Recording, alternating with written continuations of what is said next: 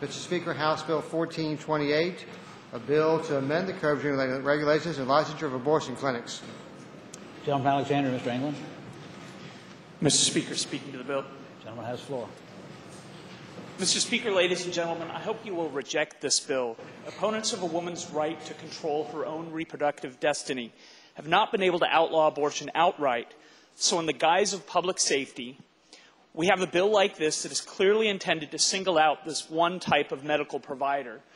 That's despite the fact that these first trimester abortions are safer than many other procedures that are not the focus of this kind of ideologically motivated effort.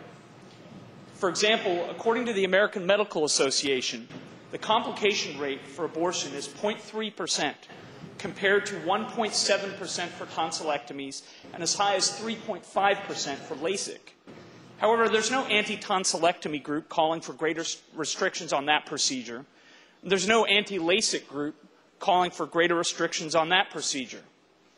The fact is that all of these procedures are already regulated by Title 18 of the Virginia Administrative Code, and the facilities in which they function are regulated by the Federal Occupational Safety and Health Administration, the U.S. Department of Health and Human Services, and even beyond that, the medical professionals providing these services are licensed, regulated, and even inspected by the Department of Health Professions.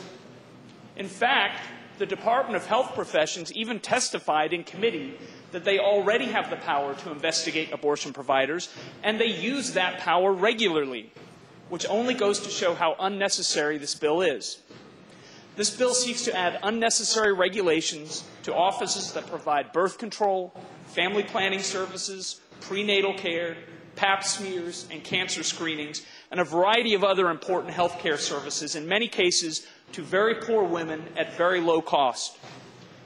Ladies and gentlemen, I hope we all understand very clearly that, in fact, a vote for this bill is a vote against a woman's constitutional right to reproductive freedom. But even if none of those reasons matter to you, you should vote against this bill because we can't afford it. As the patron noted yesterday, the very intent of this bill is to cause the Department of Health to perform inspections that they do not currently perform. That means Virginia taxpayers are going to have to spend additional money to hire and train personnel to perform unnecessary inspections. For all of these reasons, I hope you will reject this bill. Thank you, Mr. Speaker.